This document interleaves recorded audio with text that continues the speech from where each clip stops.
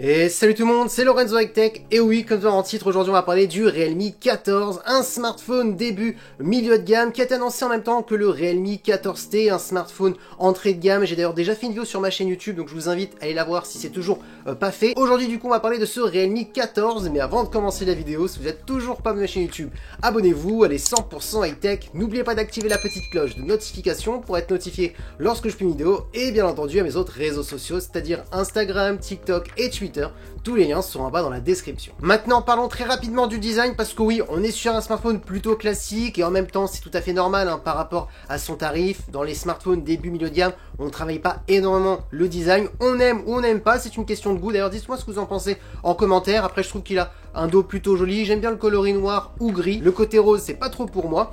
Ensuite, la face avant, ça va. On a un écran qui est plutôt bord à bord, en tout cas pour cette gamme de smartphones. Donc voilà, on est sur un joli design. Maintenant, attaquons les caractéristiques de la face avant. On a une belle diagonale de 6,67 pouces avec une très bonne résolution Full HD+, accompagnée par une technologie d'écran AMOLED et accompagnée par un taux de rafraîchissement de 120 Hz. Par contre, attention, ce n'est pas une dalle LTPO qui permet de descendre de 1 Hz et monter jusqu'à 100 Hz. Donc oui, on n'est pas sur un écran qui va pouvoir vraiment s'adapter à tous vos contenus pour moins consommer d'énergie. Là, on est plutôt entre 60 Hz et 100 Hz. Après, c'est tout à fait normal pour ce genre de smartphone, surtout pour cette gamme de smartphones. Ensuite, au niveau de la luminosité, la marque a annoncé des pics max jusqu'à 2000 nits, ce qui est plutôt énorme. Mais attention, ils ont quand même annoncé que plutôt en général, on était dans les alentours des 600 nits, mais que l'écran avait quand même du coffre pour monter quand on avait besoin. Donc voilà, si vous n'êtes pas en plein soleil dehors, par exemple, et que vous avez l'écran maximum, vous atteindrez pas les 2000 nits. Et au niveau de la caméra frontale, on est sur du 16 mégapixels. Donc tout de suite, ce que je peux vous dire, c'est qu'on est sur un écran plutôt classique, rien de waouh, mais ça reste quand même plutôt correct. Maintenant, parlons de la partie photo. Alors Realme souvent s'en sort très bien. D'ailleurs, j'ai plutôt apprécié ce smartphone que je possède toujours, c'est le Realme 14 Pro Plus, qui était un excellent smartphone et qui possédait plusieurs capteurs et très bons capteurs, donc j'en suis plutôt content. Maintenant, attention, pour ceux qui ont vu mon test de ce smartphone, ne vous attendez pas à des mêmes résultats sur ce Realme 14, car on est vraiment sur une gamme en dessous. D'ailleurs, je vous donne les caractéristiques.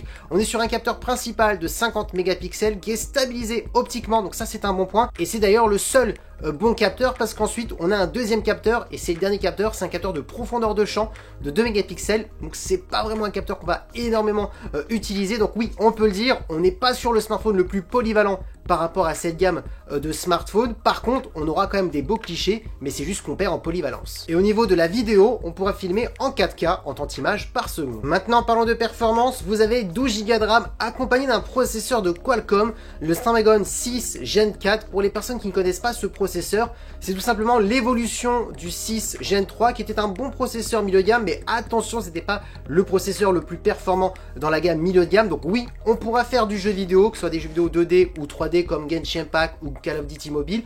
Par contre, sauf on pourra pas augmenter les graphismes, on pourra pas jouer avec des graphismes en élevé avec une très bonne fluidité, il faudra baisser les graphismes, mais on sera quand même sur un smartphone polyvalent. Pareil aussi pour une personne lambda, tout ce qui est réseaux sociaux, regarder des vidéos, faire des recherches sur internet, etc. Ça fonctionnera parfaitement. Donc oui, on peut dire, on est sur un bon smartphone, bien équilibré, mais attention, pas le plus performant par rapport à sa gamme. Ensuite, bon argument pour ce Realme 14, c'est au niveau de sa certification IP68, IP69, qui veut tout simplement dire que si malheureusement vous faites tomber votre smartphone dans l'eau, et il fonctionnera toujours. Et ça, pour son tarif, c'est un bon argument. Ensuite, en termes de stockage, vous aurez deux choix, 256 ou 512 Go. Autre bon point, on a un son stéréo.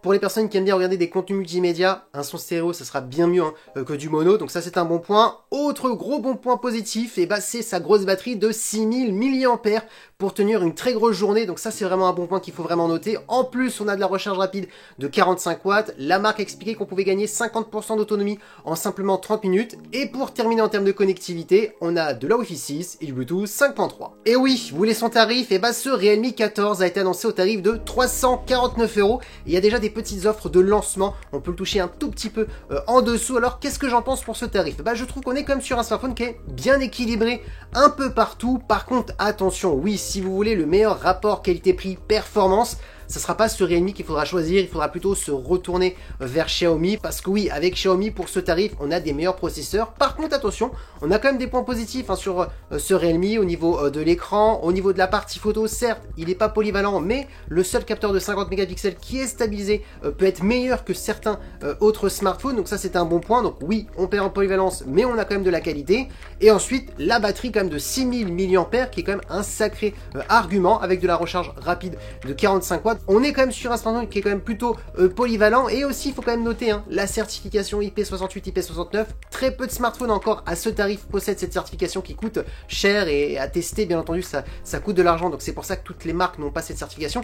Donc voilà, il y a quand même des points positifs un peu partout. Certes, pas le meilleur rapport qualité-prix-performance, mais il a quand même des arguments. D'ailleurs, dites-moi en commentaire si vous intéresse ce Realme 14, quels sont les points clés qui pourraient vous intéresser, parce que oui, la vidéo est terminée. J'espère que la vidéo vous a plu. Si c'est le cas, n'oubliez pas le petit pouce like, de vous abonner sur cette chaîne YouTube et d'activer la petite cloche de notification pour être notifié lorsque je fais une vidéo, et bien entendu à mes autres réseaux sociaux, c'est-à-dire Instagram, TikTok et Twitter. Tous les liens seront en bas dans la description. Et maintenant je vous dis à très bientôt. C'était Lorenzo High Tech. Ciao.